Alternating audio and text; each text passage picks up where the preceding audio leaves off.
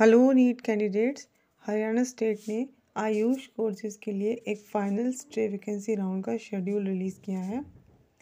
तो इस शेड्यूल के अकॉर्डिंग जो भी कैंडिडेट्स ऐसे हैं जिन्होंने हरियाणा स्टेट के आयुष काउंसलिंग के पहले के राउंड में रजिस्ट्रेशन की थी बट उन्हें कोई भी सीट अलॉट नहीं की, या जिन्होंने किसी भी अलॉटेड सीट को ज्वाइन नहीं किया या अलॉटेड सीट को लेफ्ट कर दिया है, तो वो सभी कैंडिडेट इस राउंड में पार्टिसिपेट करने के लिए एलिजिबल हैं।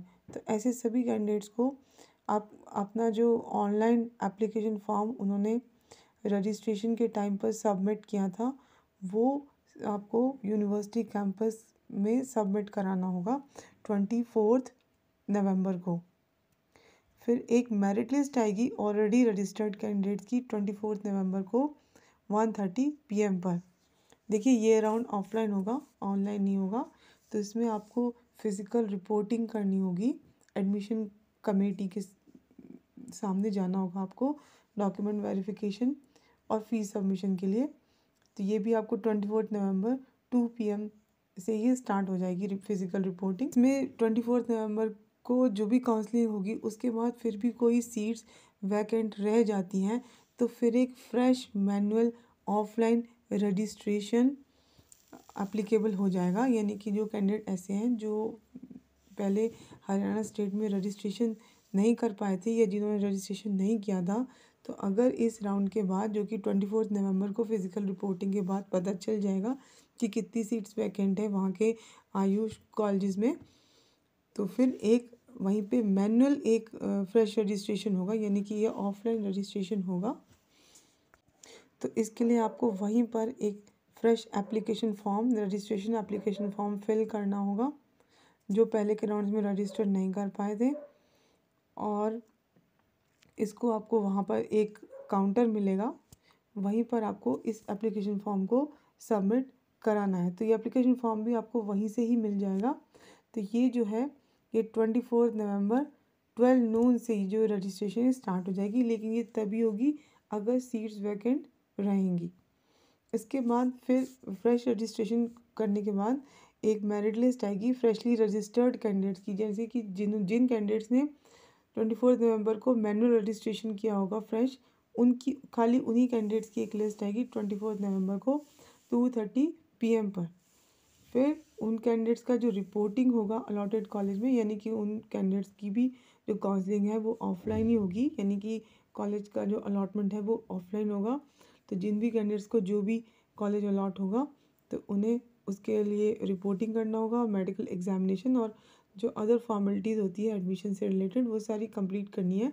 तो इसके लिए लास्ट डेट दी गई है 25 नवंबर अप टू 3 PM तक, यानी कि 25 नवंबर 3 PM तक आपको ये सारा प्रोसेस कंप्लीट करना है। फ्रेश रजिस्ट्रेशन तभी ओपन होगा अगर जो ऑलरेडी रजिस्टर्ड कैंडिडेट्स हैं उनको सीट अलॉटमेंट होने के बाद अगर कुछ सीट्स वैकेंट रहती हैं तो उसके बाद ही ये फ्रेश रजिस्ट्रेशन ओपन होगा। जिस कैंडिडेट को जो भी कॉलेज अलॉट होगा तो उस कॉलेज की जो भी कंप्लीट ट्यूशन फ़ी है वो आपको पे करनी होगी, या आप कैश के फॉर्म में इसको पे कर सकते हैं, वहाँ पर आपको बैंक काउंटर मिल जाएगा, या फिर आप DD बनवा कर भी इसको पे कर सकते हैं, जो कि आपको बनाना है in the favour of registrar Shri Krishna Ayush university Kurukshetra reporting के टाइम पर। तो ये मैंने आपको शेड्यूल बताया है, ये ऑफलाइन रहेगा। देखिए इसका सीट मैट्रिक्स भी आ चुका है तो वो देख लेते हैं।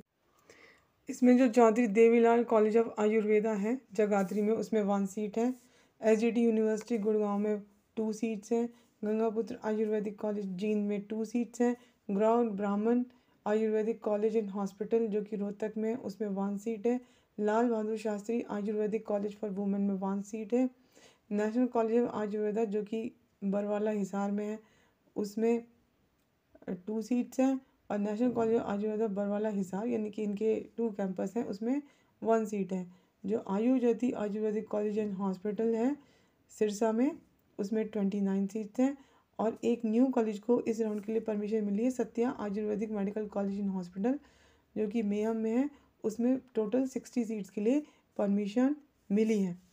देखिए इसमें जो national college of Ayurveda Hisar में है यानी कि इनका एक कैंपस जो है और एक आयु ज्योति आयुर्वेदिक कॉलेज, इनका कुछ केसेस चल रहा है Punjab and Haryana high court में।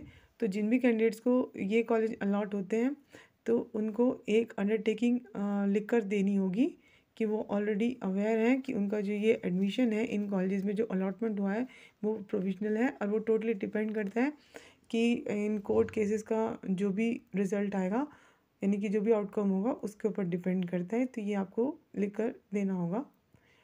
तो एक न्यू कॉलेज आया जो कि मैं आपको ऑलरेडी बता चुकी हूँ, तो पूरा शेड्यूल था एंड साथ में सीट मैट्रिक्स जो कि मैंने आपको बताया।